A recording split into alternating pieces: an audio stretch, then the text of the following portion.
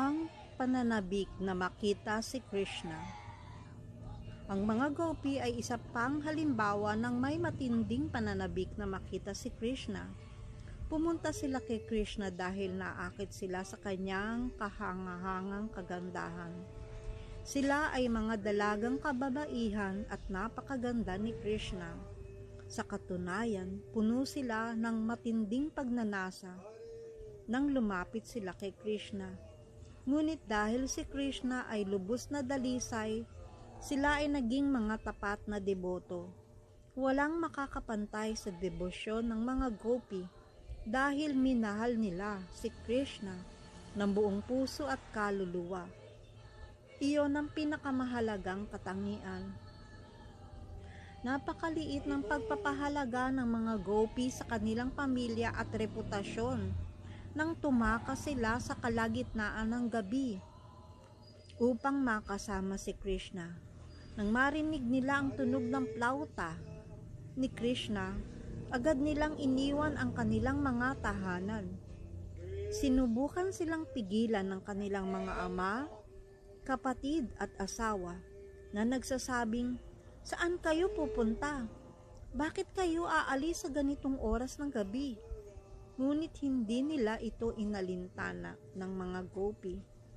Pinabayaan nila ang kanilang mga anak, pamilya, lahat.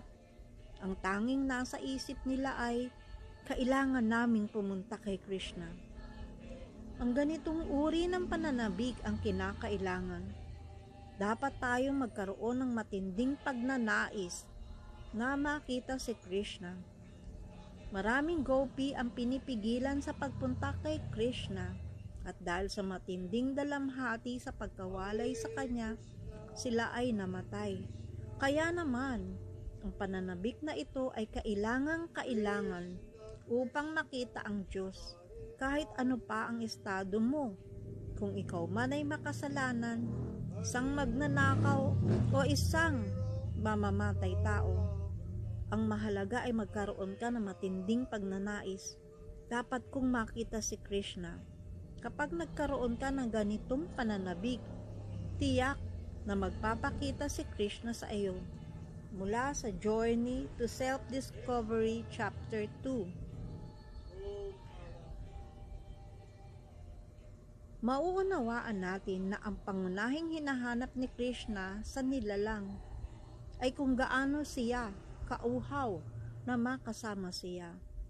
Ang unang bagay na sinusuri ni Krishna ay kung gaano tayo kasabik na makita siya. At kung talagang nais nating makita siya, kahit ano pa ang dahilan, maging dahil sa pagnanasa, pagnanakaw ng kanyang mga alahas o kahit na anong paraan kung paano tayo naaakit sa kanya, tiyak na magiging matagumpay tayo sa ating pagsisikap. Ngunit ang ating hangarin ay dapat na nakatuon lamang kay Krishna. Mula sa Journey to Self-Discovery Chapter 2. Maaring may magtanong, paano ko mapapaunlad ang ganitong pananabik? Ang sagot ay sa pamamagitan ng pakikisama sa mga deboto.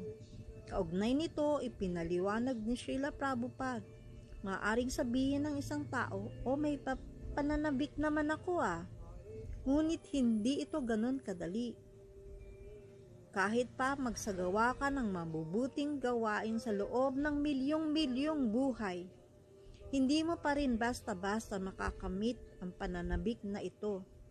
Kahit patuloy kang gumagawa ng mga mabuting gawain, hindi ito sapat upang makamit ang tunay na pananabik kay Krishna. Kaya naman ang pananabik na ito ay isang napakahalagang bagay at maaari lamang itong magising sa pamamagitan ng pakikisama sa mga deboto. Ito ang dahilan kung bakit binibigyan natin ang lahat ng pagkakataon upang mapukaw ang pananabik na ito.